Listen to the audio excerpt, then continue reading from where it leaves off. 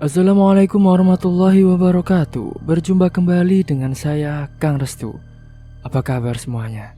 Semoga kalian selalu sehat, baik, dan tentunya dimudahkan segala urusannya oleh Tuhan Yang Maha Esa. Amin. Seperti biasa, Kang Restu akan menceritakan sebuah kisah yang berjudul Petaka Nafsu Membara Ayah. Cerita ini ditulis oleh Ainate. Dan sebelum masuk ke ceritanya, bagi kalian yang belum subscribe, klik tombol subscribe-nya dan klik lonceng notifikasinya serta like video ini agar kalian tidak ketinggalan cerita terbaru dari channel ini. Oke, langsung saja tanpa berlama-lama lagi. Ini dia ceritanya.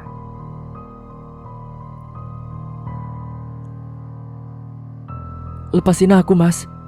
Aku gak mau dekat-dekat sama kamu lagi, ucap Gita berusaha melepaskan pelukan Irfan.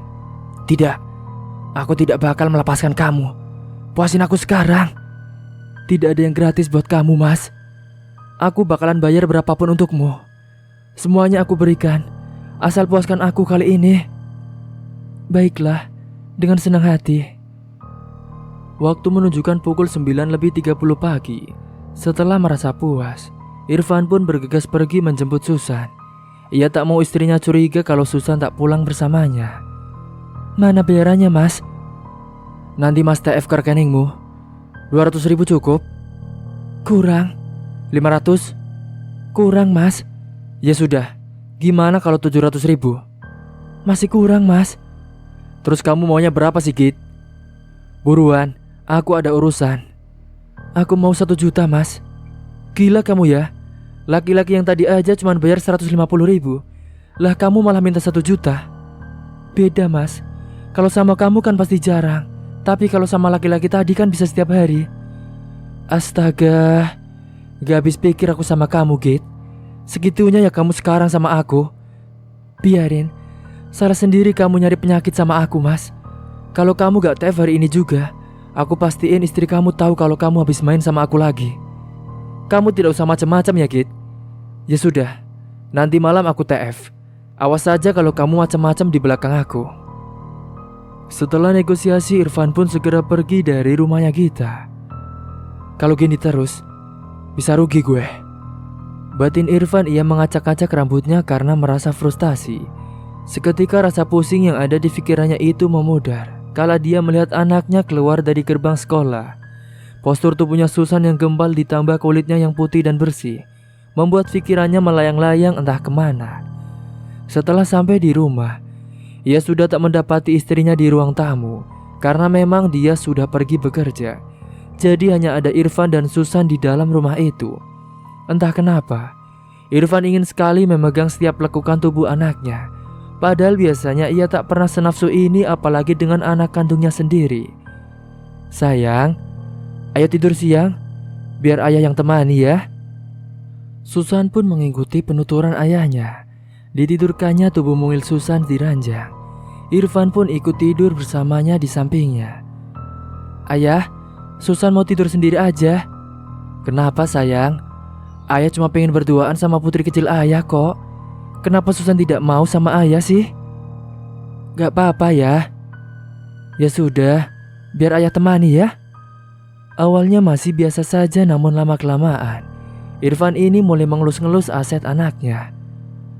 Ayah, geli, ucap Susan sambil tertawa. Mendengar ucapan Susan, Irfan pun malah semakin bergairah. Dan malah menjadi-jadi ia pun semakin gencar memegang setiap inci tubuh Susan. Susan mau yang lebih enak gak? Mau ya, emangnya apa? Jawab Susan. Tapi Susan janji dulu ya sama ayah. Jangan pernah bilang ke siapapun, sama orang lain atau yang lainnya. Cukup Susan dan ayah saja yang tahu, oke? Oke ayah, Susan janji. Jawab Susan sambil menautkan jari kelingkingnya. Perlahan-lahan tapi pasti, Irfan pun membuka celana milik Susan. Kok dilepas ayah? Emangnya Susan mau diapain? Udah, Susan diam saja ya, jangan banyak tanya.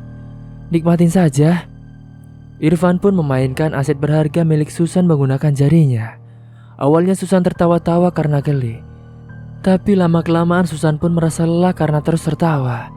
Setelah dirasa cukup, Irfan pun lalu melakukan aksi bejatnya ke anak kandungnya sendiri. Ayah, sakit. Ayah ngapain? Tahan sayang, cuma sebentar doang kok. Irfan pun terus melakukan aksinya tanpa memperdulikan jeritan anaknya. Ia sangat menikmati di setiap momen yang ia lakukan. Sakit, ibu. Tolong Susan, bu. Sakit. Ayah, stop. Rocok Susan saat meminta tolong. Tiba-tiba saja saat ibunya bekerja, gelasnya pun terjatuh. Astaga. Pakai Risa lalu segera memungut pecahan gelas kaca menggunakan tangannya. Karena ia terburu-buru, akhirnya pecahan kaca itu menggores tangannya hingga mengeluarkan cairan berwarna merah kental. Ya ampun, Risa, sini ibu obatin dulu. Udah taruh aja pecahannya, jangan diambil lagi ya. Ucap Bu Wati panik melihat darah yang terus menguncur dari telapak tangan Risa. Perasaanku kok gak enak gini ya. Ada apa denganku? Batin Risa. Pada malam harinya, Irfan pun kembali didagi oleh Gita untuk segera mentransfer uangnya. Namun semua akses sosmednya yang terhubung dengan Gita pun diblok. Setelah kejadian menyetubuhi anaknya sendiri, Irfan pun jadi semakin ketagihan. Ia menginginkan lagi dan lagi. Kurang lebih selama 3 minggu berturut-turut. Setiap harinya saat istrinya kerja, pasti ia akan melakukan dengan anaknya. Susan pun hanya bisa pasrah dan semakin menjadi pendiam. Biasanya Susan sangat aktif, banyak bicara dan berbaur kesana kemari. Tapi sejak kejadian itu, sikap Susan berubah 180 derajat. Risa pun menyadari perubahan sikap anaknya. Ia jadi semakin irit berbicara. Pada suatu hari, Susan ini mengeluh pada ibunya jika pinggangnya terasa sakit. Ibunya memaklumi mungkin itu hanya sebuah alasan agar ia tak berangkat ke sekolah. Saat Susan pergi ke kamar mandi, Risa menyadari ada yang aneh dari cara jalannya Susan. Pikirannya pun kemana-mana. Ia khawatir jika terjadi sesuatu kepada anaknya. Pasalnya, sikap Susan pun sekarang sangat jauh berbeda daripada sebelumnya. Saat Susan sudah keluar dari kamar mandi, Risa mengajaknya ke kamar untuk menginterogasinya. Susan, sini nak, ibu mau ngomong. Ngomong apa, Bu? Susan, selama ibu kerja, ada yang jagatin Susan gak? Pas di sekolah, di rumah atau di mana gitu? Ada tidak yang jahatin Susan? Tanya Risa menatap manik teduh milik Susan. Bukannya Susan menjawab, dia pun malah menangis. Rasanya ingin sekali Susan memberitahu ibunya, tapi ia tak kuasa. Suaranya pun seakan tercekat di tenggorokan. Susan, kenapa menangis sayang? Kenapa nak? Ada apa? Ngomong saja sama ibu. Siapa yang sudah jahatin kamu? Ucap Risa sambil menenangkan Susan di dalam dekapannya. Tangis Susan pun semakin pecah. Baru kali ini ia menangis setelah lama ia pendam sendiri. Meski ia belum bisa mengatakan yang sejujurnya kepada ibunya, tapi ia merasa lega karena ia bisa menangis sepuasnya. Irfan yang baru saja pulang dari pasar langsung menuju ke kamarnya karena mendengar suara tangisan dari anaknya. Irfan pun panik bukan main. Ia takut Susan membocorkan semuanya ke ibunya, yaitu Risa. Suara belanjanya pun ia taruh begitu saja di depan pintu kamarnya. Astaga, sayang, Susan nangis kenapa nak? Irfan pun berakting layaknya ia beneran merasa iba kepada Susan, karena ia telah menangis terseduh-seduh. Saat ditanyai oleh Irfan, tangis Susan langsung berhenti. Risa yang melihatnya pun dia merasa bingung. Dari lirikan mata Susan, tersirat dendam yang begitu dalam dengan ayahnya. Namun Risa pun tak tahu pasti apa yang telah terjadi selama ini. Bentar ya nak, ibu mau ngobrol dulu sama ayah. Pamit Risa mengajak Irfan keluar dari kamarnya Susan. Sebelum benar-benar keluar dari kamarnya, Irfan pun memelototi Susan, memberinya peringatan. Susan pun tertunduk takut. Kini Risa dan Irfan berada di ruang tamu duduk bersebelahan. Risa pun lalu membuka topik obrolan. Mas, kamu ngerasa aneh gak sih sama cara jalannya Susan? Tanya Risa mengeluarkan unek-uneknya. Aneh gimana sih? Perasaan biasa saja. Ya aneh mas, jalannya tuh kayak orang habis berhubungan.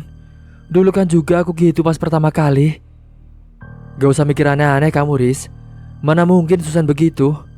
Sudah, Mas mau pergi dulu? Loh, baru saja pulang mas. Sekarang mau pergi lagi? Mau kemana sih kamu? Rentetan pertanyaan Risa tak digubris sama sekali oleh Irfan. Sabar Risa, sabar, batin Risa sambil mengelus dada. Lebih baik aku bersiap-siap kerja saja deh. Lagian Susan juga baik-baik saja, tidak sakit parah. Gumam Risa lalu ia pun bersiap untuk berangkat kerja. Kalau bukan Risa yang bekerja, mau siapa lagi yang mencukupi kebutuhan sehari-harinya? Bagus, pergilah kau Risa. Dengan kepergianmu, aku bisa leluasa memberinya pelajaran, batin Irfan. Rupanya Irfan hanya pergi ke warung yang agak jauh dari rumahnya. Jadi ia masih bisa melihat kepergian istrinya. Setelah dirasa aman, Irfan pun kembali lagi ke dalam rumahnya. Pintu kamar Susan pun ditendang oleh Irfan. Susan lalu terperanjat kaget. Ia langsung bangun dari tidurnya. Mata merah Irfan pun menatap nyalang tubuh mungil Susan. Ada apa ya? Ngadu apa aja kamu ke ibu ha? Aku gak ngadu apa-apa ya. Beneran, aku tidak bohong sama sekali ya. Halah. Kalau gak ngadu, gak mungkin ibumu tahu Susan. Kamu harus mendapatkan pelajaran. Sini kamu. Irfan pun lalu menyeret tubuh Susan agar terbangun. Pakaiannya Susan pun ia tarik dengan paksa hingga tersobek-sobek. Ayah, aku mohon, jangan lakukan lagi ayah, sakit. Irfan yang tengah kesetanan disetir oleh nafsunya yang membara. Irfan pun kembali menyetubuhi anaknya. Tetapi kini ia bermain agak ekstrim. Ia mencoba sensasi baru dengan mencengkram erat leher Susan. Tak hanya itu saja, ia juga bermain dengan sangat keras hingga kepala Susan membentur tembok sampai mengeluarkan darah. Ayah, aku gak kuat, sakit ayah. Ibu, aku sayang ibu, tolongin Susan bu. Rindis Susan berderayan air mata. Kepalanya pun terasa sangat pusing ditambah nafasnya yang seakan-akan tercekat di tenggorokan. Seluruh badannya menjadi sangat dingin. Perlahan-lahan matanya pun terpejam. Namun Irfan tak memperdulikannya. Ia hanya terus bermain sampai puas padahal kini nyawa anaknya sudah di ujung tanduk. Pakik Susan pun bersama dengan Irfan yang mengakhiri pergulatan panasnya itu. Astaga, apa yang aku lakukan? Batin Irfan terkejut saat melihat tubuh putri kecilnya itu telah kaku. Darah pun berceceran di mana-mana. Sampai baju yang Irfan kenakan pun terkena cipratan darahnya. Ia tak menyangka jika putrinya itu mati di tangannya sendiri. Sungguh ia tak ada niatan membunuhnya. Ia hanya ingin menuntaskan hasratnya. Tapi takdir malah berkata lain. Susan, nak, bangun nak, jangan bercanda. Susan, bangun, ucap Irfan sembari menepuk-nepuk pipi Susan agar terbangun. Irfan pun lalu mengecek denyut nadi pergelangan tangannya. Ia pun terkejut. Benar-benar ia merasa bersalah saat Irfan takut jika ada yang melihat perbuatannya. Astaga, tidak mungkin. Tidak mungkin Susan mati. Dia pasti cuma tertidur. Oke, dia cuma tidur. Pasti nanti akan bangun lagi. Gumam Irfan menggelengkan kepalanya sambil mundur beberapa langkah menjauh dari ranjang tempat tidur Susan. Irfan pun lalu membersihkan dirinya terlebih dahulu. Setelah itu ia bersantai di depan TV sambil memakan camilan. Saat ia sedang fokus menonton televisi, ia pun mendengar suara percikan air dari kamar mandi yang terus menyala. Susan, matikan kerannya nak. Jangan buang-buang air. Pindah Irfan setengah berteriak. Bukannya berhenti, justru suara kerannya malah terdengar lebih keras daripada sebelumnya. Irfan pun merasa geram. Ia bangkit dari duduknya lalu mengeceknya sendiri ke dalam kamar mandi. Susan, kan ayah bilang matiin kerannya, kok malah gak Ucapan Irfan tergantung kala ia melihat jejak kaki yang berlumur dengan darah di dalam kamar mandi. Irfan pun terkejut bukan main. Ia mundur beberapa langkah menjauh dari kamar mandi. Lalu ia kembali ke kamar Susan. Ia baru menyadari jika anaknya benar-benar tiada. Dengan sigap ia pun menyeret tubuh anaknya itu ke belakang rumahnya. Sebelum eksekusi, Irfan memastikan keadaan terlebih dahulu supaya tidak ada yang melihat aksinya. Setelah dirasa aman, barulah Irfan kembali menyeretnya ke pinggir sungai belakang rumahnya. Sebelum eksekusi, Irfan memastikan keadaan terlebih dahulu supaya tidak ada yang melihat aksinya. Dan setelah dirasa aman, barulah Irfan kembali menyeretnya ke pinggir sungai belakang rumahnya. Dibuangnya jasad tubuh Susan ke sungai itu, lalu ia berlari masuk ke dalam rumahnya dan membersihkan kamar Susan. Setelah semuanya telah selesai, ia pun pergi dari rumah agar istrinya tak curiga dengannya. Sebelum Irfan pergi dari rumah, ia mencuri perhiasan milik istrinya yang ada di laci lemari, lalu ia menjualnya. Dengan sisa uang yang ia punya dari hasil jual perhiasan, Irfan pun pergi ke rumah Gita dengan membawa 5 botol minuman keras. Ia memanfaatkan uang itu untuk bersenang-senang menghilangkan rasa ketakutannya itu. Karena ikatan batin yang begitu kuat, perasaan Risa pun kembali tak tenang. Rasanya ia ingin segera pulang lalu bermain dengan anaknya. Rasa ketidaknyamanan di hati Risa kembali terasa. Ia takut terjadi hal yang tidak diinginkan. Susan lagi apa ya? Sudah makan apa belum? Aku coba telepon saja Mas Irfan. Batin Risa menggenggam ponselnya. Tanpa berpikir panjang, Risa pun langsung menelpon suaminya, tetapi teleponnya tak kunjung diangkat. Siapa sih yang nelpon? Ganggu banget dari tadi. Gumam Irfan setengah sadar, lalu ia mengambil ponsel yang ada di sakunya. Risa, ngapain dia nelpon? Biarin dah, paling juga gak penting. Batin Irfan lalu mematikan teleponnya. Kok gak diangkat sih? Mas Irfan kemana ya? Selama bekerja, pikiran Risa tak bisa tenang. Ia terus-menerus kepikiran Susan saat pekerjaannya telah selesai. Buru-buru ia pun segera membereskannya lalu pulang ke rumahnya. Dan sesampainya di rumah, Mas Irfan sudah pulang kah? Tumben banget udah pada nyala lampu rumahnya. Tapi kenapa motornya gak ada ya? Batin Risa merasa terheran. Dengan cepat ia pun memasuki rumahnya. Saat ia menutup pintu, ia terkejut Risa disambut dengan putrinya yang telah berdiri di belakangnya. Astaga nak, kamu bikin kaget ibu saja. Susan sakit? Kok muka kamu pucat sekali nak? Susan, kok kamu dingin banget ya? Karena biasanya jika orang demam pasti tubuhnya panas, dengan tubuh Susan malah dingin seperti es batu. Susan, ayo tidur, ibu temenin saja ya. Lalu Risa pun mengajak anaknya untuk tidur. Entah kenapa kali ini Risa ingin menemani anaknya tidur. Waktu saat itu menunjukkan pukul 11 malam. Irfan pun baru pulang ke rumah. Ia bingung tak mendapati siapapun di rumah. Risa, kamu belum pulang kah? Risa, panggil Irfan sambil mengecek ke kamarnya. Ada apa sih mas ribut-ribut? Nanti Susan terbangun loh. Hah? Bukannya Susan udah mati? Ngomong apa sih mas? Udah yuk tidur, biarin Susan tidur sendiri. Mumpung dia sudah nyenyak tidurnya mas, ucap Risa memotong omongan suaminya. Saat Irfan melongok ke dalam kamar Susan, ia tak mendapati siapapun. Bahkan yang kata istrinya Susan tertidur pulas, ia tak melihat apa-apa di sana. Apa Risa halusinasi ya? Pada keesokan harinya, hari ini Irfan bangun lebih awal daripada biasanya. Ia sudah tak tahan ingin membuang air besar. Dengan mata yang masih setengah terpejam, ia pun memaksakan langkahnya menuju ke kamar mandi. Leganya. Irfan pun sekalian mencuci mukanya agar tak terasa mengantuk lagi. Saat sedang bercermin, ia melihat sosok anaknya yang sudah berdiri di belakangnya. Penampakannya sungguh mengerikan. Bajunya pun sangat lusuh, kepalanya juga berlumuran darah. Lidahnya menjulur ke bawah ditambah dengan matanya yang sudah melotot. Irfan pun lalu teriak ketakutan. Buru-buru ia pun keluar dari kamar mandi menuju ke kamarnya.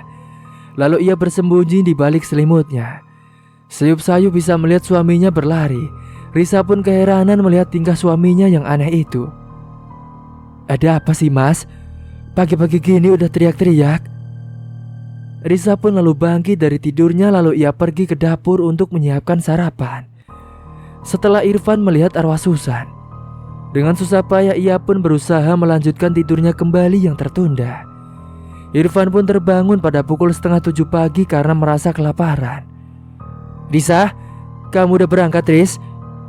Belum mas. Bentar, aku masih beresin bukunya Susan, jawab Risa berteriak dari dalam kamar Susan. Irfan pun mematung kalau mendengar nama anaknya itu disebut. Irfan pun tak ambil pusing, ia pikir ia hanya salah mendengar. Ia pun ke kamar mandi untuk mencuci muka, setelah itu ia ke ruang makan untuk sarapan terlebih dahulu. Dan betapa terkejutnya saat ia melihat istrinya seperti menyuapi seseorang. Lagi-lagi Susan menampakkan dirinya di hadapan Irfan dengan penampilannya yang sangat mengerikan. "Ayo nak, makan dulu ya, ibu suapin." Entah seperti apa yang dilihat istrinya itu, sampai Irfan tak berani menatapnya secara lama. Bulu kuduk Irfan meremang, nafsu makannya pun hilang secara tiba-tiba. Buru-buru ia pergi dari rumah meninggalkan istrinya sendirian. "Riz, Mas pergi dulu ya. Mas ada urusan, nanti kamu saja yang anterin. Mas mau pergi dulu." Irfan pun tak membawa banyak barang, ia hanya membawa dompet yang berisi surat-surat kendaraan dan handphone saja. Ia tak tahu harus pergi kemana karena sebelumnya ia tak memiliki rencana. Akhirnya Irfan pun memutuskan untuk kembali ke rumah orang tuanya yang ada di kota. Hanya memang berjarak 3 kota saja untuk sampai ke rumah orang tuanya Irfan. "Loh Mas, aku hari ini mau berangkat lebih awal Mas." "Kenapa sih Mas? Kok tiba-tiba pergi? Aneh betul," ucap Risa. "Yuk nak, kita berangkat." Risa pun menggandeng erat tangan Susan menuju ke halte. Beberapa orang yang melihatnya kebingungan karena melihat Risa berbicara sendirian. "Kita tunggu angkutnya dulu ya nak," ucap Risa. Tak butuh waktu lama, angkut yang biasa ia tumbangi sudah sampai. Mereka pun segera masuk ke dalam angkutan itu. Kebetulan penumpangnya hanya Risa saja. Risa pun memilih duduk di bangku belakang supir. Pak Warno merasa heran dengan sosok yang duduk di samping Risa. Bajunya terlihat lusuh tak terurus, rambutnya juga panjang tergerai banyak bekas luka di tubuhnya. Dengan rasa penasaran yang tinggi, akhirnya Pak Warno pun berani bertanya kepada Risa. "Bu Risa, itu yang duduk di samping ibu siapanya Bu Risa ya?" "Ya anak saya dong Pak. Masa lupa sih, aduh. Saya mau nganterin anak saya ke sekolah Pak. Nanti turunnya seperti biasa ya Pak." Iya Bu, siap." Risa pun kembali mengajak anaknya berbicara sambil menunggu angkutnya sampai di sekolahnya. Pak Warno juga bergedik ngeri melihat penampilan Susan. Pasalnya, ia mukanya pucat pasif dan bajunya lusuh banyak bercak darah di tubuhnya. Pak Warno mengira itu adalah arwah gentayangan. Tapi ia pun tak tahu pasti anaknya Risa baik-baik saja atau tidak. Setelah sampai di depan sekolahnya Susan, Risa turun lalu menitipkan anaknya ke wali kelas Susan yang kebetulan menyambut kedatangan para muridnya di depan gerbang. "Bu Laras, saya titip Susan ya Bu. Kalau Susan salah ditegur saja Bu, jangan dimanjain." "Susan, ibu kerja dulu ya. Nanti biar ayah yang jemput Susan. Oke? Sekolah yang benar ya kesayangannya ibu," ucap Risa diakhiri dengan mencium pucuk kepala Susan. "Kalau gitu saya pamit dulu ya Bu. Permisi." "Ayo Susan masuk, sudah mau mulai pelajarannya," ajak Bu Laras. Di setiap langkah menuju kelasnya, Laras berusaha mengajak Susan berbicara, tapi Susan hanya diam saja. "Susan sakit? Kok wajahnya pucat nak?" Tak ada jawaban apapun dari Susan, ia hanya bisa terdiam saja. "Kalau sakit, ibu anterin pulang aja yuk," ibunya, tetapi Susan hanya diam. Ia menggelengkan kepala sebagai jawabannya. Laras pun sudah paham. Setelah mengantarkan ke kelasnya, Laras pun kembali ke kantor terlebih dahulu untuk mengambil peralatan belajarnya, lalu kembali lagi ke kelasnya Susan. Saat sedang mempresensi muridnya, tempat pena milik Laras terjatuh. Laras pun membukukan tubuhnya untuk mengambil tempat pena itu. Saat ia mengambil tak sengaja, ia melirik ke bawah bangku tempat duduk Susan yang ada di barisan paling depan, tepat di depan meja guru. Laras pun terkejut. Dari bawah bangku Susan ada darah yang terus mengucur tiada henti. Saat ia kembali ke posisi semula, Susan menyeringai lebar ke arahnya menampilkan deretan giginya yang rapi dan penuh darah di mulutnya. Laras pun lalu berteriak, ia pun lalu terjatuh pingsan. Dan di sisi lain, teror itu kembali menghantui Irfan. Pikirannya tak bisa tenang hingga ia tak fokus mengendarai motornya. Ia terus-menerus kepikiran tentang jasad anaknya yang sudah ada 3 hari lalu ia buang ke sungai. Irfan pun berusaha fokus mengendarai laju motornya, tetapi tetap saja ia tak bisa. Jeritan, tangisan, serta rintihan. Semua yang tentang Susan terus-menerus menari-nari di otaknya. Bisa gila kalau gini terus aku, batin Irfan dengan kesal. Saat Irfan mau berbelok, ia melihat ke arah spion. Ternyata sudah ada sosok Susan yang duduk di jok belakangnya. Irfan pun terkejut perlahan tapi pasti. Sosok itu mencekik leher Irfan dengan mata yang melotot. Kuku tajamnya melukai leher Irfan hingga sobek mengeluarkan darah. Tak hanya itu saja, Susan juga mencabik-cabik punggung Irfan. Irfan pun lalu merasa kesakitan yang mendalam. Laju motornya semakin ia tambah dengan harapan sosok itu segera hilang dari tempatnya. Tetapi takdir berkata lain. Bukannya sosok itu hilang, malah nyawanya yang hampir melayang. Saat melaju dengan kecepatan tinggi, tiba-tiba arwah Susan berdiri di depan jalan, hingga membuat Irfan kehilangan keseimbangan. Rem motornya pun tiba-tiba tak bisa berfungsi. Irfan pun tak bisa menghindari truk yang ada di depannya. Hingga akhirnya Irfan pun membanting setir motornya sampai menabrak pembatas jalan. Tubuh Irfan pun terbental jauh hingga jatuh kurang lebih 100 meteran dari tempat kejadian. Jeritan demi jeritan orang-orang yang menyaksikan kejadian mengenaskan di depan mata kepala mereka sendiri. Tubuh Irfan pun mengeluarkan banyak darah hingga berceceran kemana-mana. Cepat, telepon ambulans! Banyak orang berbondong-bondong untuk melihatnya dari dekat. Tak butuh waktu lama, ambulans pun datang dengan tiba-tiba. Mereka segera mengevakuasi tubuh Irfan. Beruntung ponsel milik Irfan ditemukan, jadi masih bisa untuk menghubungi pihak keluarga yang bersangkutan. Banyak juga warga yang memotret kejadian itu untuk dijadikan asumsi publik dengan mengunggahnya di sosial media milik mereka.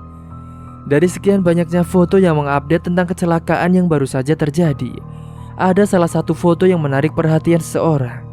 Ia pun meninggalkan komentar di postingan tersebut. Apakah kalian juga melihat sama seperti yang aku lihat? Di sana ada anak kecil yang berdiri di sebelah tiang listrik dekat TKP. Kok itu seperti Susan ya? Anaknya Bu Risa, ujarnya. Dan di sisi lain, Risa sedang melayani pesanan pembelinya. Tiba-tiba saja ia mendapat telepon dari nomor yang tak dikenal. Siapa ini yang nelpon? Halo? Apa benar ini dengan saudari Risa? Iya benar, saya sendiri. Kenapa ya Pak? Kami dari pihak yang berwajib ingin memberitahukan kepada Anda bahwa keluarga Anda yang bernama Irfan mengalami kecelakaan tunggal. Dimohon untuk segera datang ke rumah sakit GH. Kondisi korban cukup parah. Korban saat ini masih dalam penanganan di UGD. Sekian ya Bu, terima kasih, ucap lelaki itu lalu memutus teleponnya sepihak. Apa? Gak mungkin, Mas Irfan, gumam Risa menggelengkan kepalanya. Risa sangat terkejut, ia menutup mulutnya yang menganga lebar. Ia tak percaya dengan kejadian yang menimpa keluarganya. Pandangannya pun semakin mengabur. Tak lama kemudian, tubuh Risa pun terjatuh. Ia pingsan dengan handphone yang masih di genggamannya. Para pembeli yang ada di situ terkejut karena Risa tiba-tiba saja pingsan. Mereka pun langsung membantunya. Diangkatlah tubuh Risa lalu dibandingkannya di tempat yang jauh lebih nyaman. Kurang lebih ada setengah jam Risa baru siuman. Risa menangis histeris saat membaca pesan masuk dari pihak rumah sakit. Konon katanya, Irfan memiliki cedera yang cukup parah pada bagian kedua kakinya hingga mengharuskan diamputasi. Beruntung ada Bu Wati yang bersedia menyediakan bantuan untuknya bersandar. Setelah dirasa cukup tenang, Risa pun ditemani Bu Wati ke rumah sakit. Setelah sampai di rumah sakit, Risa mengurus administrasi agar suaminya bisa langsung dipindahkan ke ruangan yang layak. Saat Irfan sudah dipindahkan ke ruangan, Bu Wati pun meminta izin pamit pulang terlebih dahulu karena hari sudah mulai gelap. Risa pun terduduk lesu di samping ranjang suaminya. Tiba-tiba saja ia teringat dengan Susan. Dengan segera ia pun merogoh ponsel di sakunya lalu menelpon Lastri, tetangga samping rumahnya. Telepon pun sudah tersambung. Halo Las. Iya, halo. Ada apa Riz? Kamu lihat Susan sudah pulang ke rumah belum ya Las? Aduh, aku tidak tahu Riz. Kayaknya belum deh. Soalnya rumahmu masih gelap. Oh gitu ya Las. Kalau gitu aku minta tolong ya. Siapa tahu nanti Susan pulang terus nyariin aku. Bilang aja aku lagi di rumah sakit sama Mas Irfan. Kenapa Riz? Kok di rumah sakit? Siapa yang sakit? Kamu atau Mas Irfan? Mas Irfan Las. Dia habis kecelakaan, terus kakinya patah. Astagfirullah. Semoga cepat sembuh ya, Riz. Iya, Las. Makasih ya. Ya sudah, Las, aku tutup dulu teleponnya. Iya, Riz. Risa mengelas nafas panjang. Ia ingin sekali mencari anaknya tetapi tidak bisa karena ia sedang menemani suaminya. Risa pun tertidur sambil menggenggam tangan Irfan. Tak lama kemudian, Irfan pun siuman. Ia melihat istrinya yang sudah tertidur di sampingnya. Irfan terbaring lemah menitikan air mata. Ia sudah tak normal lagi, kedua kakinya mengalami cedera yang cukup parah hingga mengharuskannya untuk diamputasi. Irfan pun membangun Risa untuk membantunya ke kamar mandi. Saat Irfan membuang air kecil, ia merasa alat vitalnya seperti terbakar. Rasanya sangat panas sekali, perih dan juga sakit. Dengan langkah cepat buru-buru menuntaskannya, lalu ia meminta Risa untuk memanggilkan dokter. Irfan pun diperiksa terlebih dahulu. Katanya Irfan mengidap penyakit HIV karena semasa ia merantau di laut. Ia sering menghambur-hamburkan uangnya untuk memenuhi kepuasan hasratnya sendiri. Dengan berganti-ganti pasangan setiap kali ia ingin melakukannya. Irfan pun sudah diberi obat. Kata dokter ia hanya membutuhkan waktu yang lebih untuk istirahat saja, supaya fisiknya itu kembali pulih dan bisa segera pulang. Risa pun berpamitan kepada Irfan untuk pergi ke kantin membeli makanan, serta minuman dan juga beberapa camilan lainnya. Akhirnya Irfan pun di ruangan itu sendirian. Lalu Irfan memutuskan untuk tidur lagi karena ia merasa sepi tak ada teman ngobrol. Baru saja ia memejamkan matanya, Irfan mendengar rintihan dari sudut ruangan. Suara rintihan itu. Sontak Irfan membuka matanya kembali untuk mengecek tetapi tidak ada apa-apa. Irfan pun lalu melanjutkan tidurnya kembali. Saat ia sedang tertidur, ranjangnya bergetar dengan hebat seperti ada yang sengaja menggoyang-goyangkannya. Hentikan! Woi, gue bilang berhenti. Muncul sini loh, jangan ngumpet. Seketika arwah Susan pun muncul tepat di hadapan wajah Irfan, sampai membuatnya merasa terkejut. Irfan pun lalu teriak karena terkejut. Bagaimana tidak terkejut? Penampilan Susan saja sangat mengerikan. Matanya melotot, lidahnya menjulur ke bawah. Wajah dan tubuhnya penuh bekas luka dan juga darah. Arwah itu tertawa mengerikan di depan wajah Irfan. Ayah, aku datang ayah. Pekik Susan. Irfan pun panik, ia sangat ketakutan. Terlebih kondisinya sangat-sangat memprihatinkan. Pergi kamu, jangan berani-beraninya datang lagi. Pergi, pergi, usir Irfan dengan lantang. Arwah Susan pun marah, berani-beraninya ayahnya mengusir padahal semasa hidupnya ia telah memanfaatkan Susan untuk menuntaskan hasratnya dan berakhir malah dibunuh. Susan pun marah, ia sangat kecewa dengan ayahnya yang seenaknya sendiri. Sebelum arwah Susan benar-benar pergi, ia menginjak alat vital Irfan hingga membuatnya sangat kesakitan. Hentikan! Beraninya kau melakukan ini padaku! Teriak Irfan. Tiba-tiba alat vitalnya kembali merasakan sakit sampai ia terus-menerus mengerang kesakitan. Beruntung Risa sudah kembali ke ruangan. Risa pun sampai paniknya saat melihat Irfan kesakitan sambil memegang alat vitalnya itu. Astaga mas, kamu kenapa mas? Cepat panggilan dokter. Risa pun berlari secepat mungkin. Tak lama kemudian, ia kembali ke kamar bersama dengan dokter dan juga perawat. Dokter pun langsung memeriksakan Irfan lalu ia diberi obat. Ini, obatnya dihabiskan ya. Diminum 3 kali sehari sesudah makan. Pasien sudah diperbolehkan pulang ya bu, ucap dokter kepada Bu Risa. Iya dok, terima kasih ya.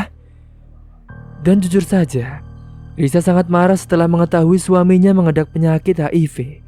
Tetapi ia tak mau menambah buruk suasana. Risa pun berusaha memaafkan dan mengikhlaskan perbuatan suaminya itu. Setelah dokter itu pergi, Risa membereskan semua barang bawaannya sebelum meninggalkan ruangan itu. Bentar lagi pulang ya mas. Kalau aku sudah selesai beresin barang-barang ini. Irfan pun merasa panik. Ia tak mau pulang ke rumah, ia takut diganggu lagi. Tapi di rumah sakit pun ia malah diganggu, bagaimana kalau berada di rumah. Terlebih Risa pasti bekerja meninggalkannya sendirian. Gak mau Riz, aku gak mau pulang. Di sini aja Riz. Kalaupun mau, mas pengen pulang ke rumah ibunya mas. Loh, kenapa mas? Gak bisa gitu dong mas. Kan di rumah ada Susan. Nanti kasihan dia sendirian terus ngerasa kesepian. Irfan pun lalu bungkam. Ia tahu Susan sudah tidak ada, tapi tidak dengan istrinya. Kalau ia berbicara yang sejujurnya pasti Risa sangat marah. Apalagi Susan telah mati di tangannya sendiri. Kurang lebih sudah 20 menit lamanya Risa berberes-beres. Ia pun membantu Irfan untuk duduk di kursi roda. Di sepanjang jalan Irfan hanya terdiam. Irfan kembali merasa kesakitan, tetapi tak mungkin juga ia berteriak. Karena posisinya ia sudah berada di dalam mobil menuju pulang ke rumah. Setelah sampai di rumahnya, Irfan pun dibaringkan di tempat tidur. Irfan tertidur karena kelelahan, lalu Risa meninggalkan Irfan sendirian di rumah. Ia pergi ke rumah Lastri untuk menanyakan tentang Susan. Sampai saat ini, Risa tak pernah melihat Susan lagi. Tetapi Risa kembali menemukan Susan. Ia menemukannya saat Susan sedang dudukan di pinggiran sungai. Lalu ia pun mengajak Susan untuk segera pulang. Teror Susan terus menghantui Irfan. Ia bermimpi jika alat vitalnya dikelomoti oleh Susan. Entah kenapa Irfan malah merasa keenakan. Sedetik kemudian, Irfan pun lalu terbangun. Ia tersadar jika Susan sudah tiada. Ia pun buru-buru mengecek, betapa terkejutnya ia saat melihatnya. Alat vitalnya sudah sangat parah. Warnanya pun menjadi merah merona dan banyak luka-luka di sekitarnya seperti terbakar api. Irfan pun lalu merintih kesakitan. Ia pasrah dengan kondisinya sekarang. Kedua kakinya telah diamputasi ditambah dengan alat vitalnya yang sakit karena penyakit yang menular. Irfan pun sudah kebal karena diteror terus-menerus. Ia sangat depresi, tetapi ia tak berani bercerita langsung di depan istrinya. Sudah ada sebulan lebih Irfan hanya tidur-tiduran di kamarnya. Ia tak berani keluar rumah karena kondisinya yang sudah cacat. Kondisinya pun semakin memburuk. Ia sudah tak ada semangat lagi untuk menjalankan hidup. Saat Risa sedang menyapu di kamarnya, ia mendapati belatung yang ukurannya lumayan besar di lantai. Risa pun bingung dari mana asalnya belatung itu datang. Setelah sudah dicek dimanapun, tetapi ia tak menemukannya, ia pun kembali menyapu lantai dengan tenang. Setelah Risa selesai beberes-beres, ia pun mengambilkan makanan untuk Irfan. Risa pun kembali ke kamar dengan membawa semangkuk bubur dan juga air putih di tangannya. "Makan dulu ya mas, aku suapin." Irfan pun menggelengkan kepalanya. Ia tak berselera makan. Tenaganya pun habis karena ia terus-menerus menolak makanan dari istrinya. "Kamu sudah lama tidak makan loh mas. Ayo makan dulu. Aku gak mau lihat kamu sakit-sakitan terus. Makan ya mas, Risa suapin." Saat Risa sedang mengaduk buburnya, ia terkejut karena mendapati belatung yang melompat ke tangannya. Risa pun merasa aneh karena sedari tadi ia melihat belatung tetapi tidak tahu dari mana asalnya belatung itu. "Kok ada belatung sih mas? Dari mana ya?" tanya Risa dengan terheran. Dengan gerakan yang lemas, Irfan pun menunjukkan Risa ke arah alat vitalnya. Risa pun paham, disibakannya selimut yang selalu menutupi kakinya. Risa sangat terkejut, bubur yang masih dipegangnya pun langsung terjatuh. "Astaga, ya Allah!" Tak disangka-sangka, belatung itu telah menggerogoti alat vital Irfan hingga hampir habis. Tak hanya itu saja, belatungnya pun merembetkan kedua kakinya yang bekas diamputasi. Risa pun mulai merasa mual melihat banyaknya belatung yang ada di tubuh suaminya itu. Buru-buru Risa pergi keluar rumah meminta bantuan kepada tetangganya. Saat sampai depan, tiba-tiba saja Laras datang dan pingsan. Ia tak kuat terbayang-bayang terus keadaan suaminya yang sangat mengenaskan. Tubuh Irfan pun perlahan-lahan dingin, saluran darahnya tersumbat membuat tubuhnya membiru. Arwah Susan kembali muncul di depan wajah ayahnya sebagai sentuhan terakhirnya. Susan lalu meninggalkan bekas luka di wajah Irfan. Susan mencakarnya menggunakan kukunya yang tajam. Tak hanya itu saja, seluruh badannya pun sama. Susan menyerangnya membabi buta membalaskan perlakuan ayahnya semasa ia masih hidup. Maafkan ayah nak. Ayah jahat padamu." Rintih Irfan meminta maaf, setelahnya ia mengembuskan nafas terakhirnya. Saat Lastri hendak pergi ke pasar, ia terkejut mendapati Risa tergeletak di depan rumahnya. Dengan dibantu suaminya, Risa pun dipindahkan ke kursi ruang tamunya. Lalu Lastri pun berniat ke rumahnya Risa untuk mengecek kondisinya Susan. Tetapi saat ia masuk ke rumahnya, ia pun tak mendapati siapapun. Lastri pun lalu berinisiatif mengeceknya ke seluruh ruangan. Dan betapa terkejutnya saat ia sedang berada di dalam kamarnya Risa. Ia melihat tubuh Irfan terbujur kaku dengan banyaknya belatung yang menggerogoti tubuhnya. Ia pun segera keluar meminta tolong, lalu ia menghubungi ambulans. Kurang lebih membutuhkan waktu sekitar 1 jam lebih untuk membersihkan belatung di tubuh Irfan. PRT pun langsung mengurus pemakaman untuk Irfan agar segera dikebumikan. Sedari tadi risahnya dia melamun kehilangan suaminya. Pada keesokan harinya, pemakaman pun berjalan dengan lancar, tak ada halangan apapun. Para warga sedang berkumpul di rumahnya untuk membantu mengirimkan doa. Di tengah-tengah keadaan yang genting ini, ada seorang bapak-bapak yang berlari dari arah sungai menuju ke rumah Risa. Tolong, Bu Risa, Bu, ada mayat, Bu. Para warga yang membantu mengirimkan doa tiba-tiba menjeda kegiatannya. Mereka melihat ke arah bapak itu dengan tatapan yang bingung. Ada apa, Pak? Kok teriak-teriak memanggil saya? Bu Susan, mayat, Bu. Sini, Pak. Bapak duduk dulu. Ini silakan diminum dulu, Pak. Gimana, Pak? Ada apa? Itu, Bu. Bu Risa, Susan. Kenapa dengan anak saya, Pak? Susan meninggal, Bu. Saya nemuin jasadnya di pintu sungai. Mungkin sudah ada 1 bulan lebih, Bu. Soalnya udah mengambang tubuhnya dan juga berwarna biru. Bapak jangan bercanda ya. Saya lihat kemarin anak saya masih sehat-sehat saja loh, Pak. Sumpah, Bu, saya tidak bercanda. Saya lihat sendiri dengan mata kepala saya. Tadi juga Pak Iwan sempat lihat juga. Jangan ngomong sembarangan ya, Pak. Lihat itu anak saya. Susan baru pulang sekolah. Pakai Risa sambil menuju ke arah jalanan di depan rumahnya. Para warga pun yang menyaksikan keheranan karena mereka sama sekali tak melihat adanya Susan pulang ke rumah. Mereka pun semua saling berpandangan sambil berbisik-bisik satu sama lain. Tetapi bertepatan dengan itu, beberapa warga menggotong tubuh Susan ke rumah Risa. Risa pun menangis histeris melihat anaknya yang telah terbujur kaku. Astagfirullah, apalagi nih ya Allah. Susan. Rintih Risa. Risa pun tertutup lemas di lantai. Sampai ia hampir pingsan. Beruntung ada Bu Wati yang sigap menangkap tubuh Risa. Astagfirullah Risa. Sabar Ris. Anakku, Susan. Sini nak, sama ibu. Ucap Risa sambil menimang-nimang Susan. Astagfirullahaladzim. Ucap warga serempak ketika melihat Risa yang sudah seperti orang gila. Risa, sadar Ris. Anak kamu sudah tiada. Jangan seperti ini. Tidak, jangan bilang anakku mati. Kalian lihat kan, anakku yang cantik lucu ini belum mati. Awas saja kalian ada yang berani nyakitin anakku. Bagi Risa dengan mata melotot menatap semua warga yang berada di rumahnya. Risa pun kembali mengajak Susan berbicara layaknya anaknya itu masih hidup. Para warga berusaha menenangkan Risa, namun kelakuan Risa semakin menjadi-jadi. Bahkan ada yang kecakar tangan Risa. Akhirnya mau tak mau Bu Wati pun menelpon pihak rumah sakit jiwa untuk membawa Risa agar menjalani pengobatan. Risa pun meraung-raung meminta dikeluarkan dari dalam mobil. Terkadang ia menjerit-jerit histeris, lalu ia juga tertawa. Lalu ia pun kembali menangis lagi teringat dengan anaknya. Terus ia berbicara sendiri seperti mengajak Susan berbicara. Jenazah Susan pun berhasil dikebumikan hari itu juga tepat di samping makam ayahnya.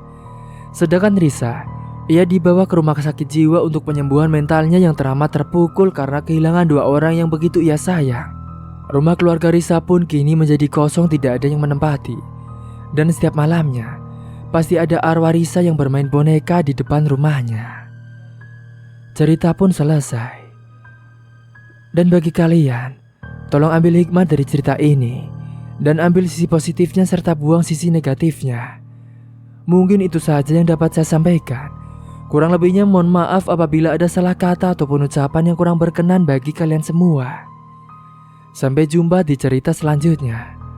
Akhir kata, wassalamualaikum warahmatullahi wabarakatuh.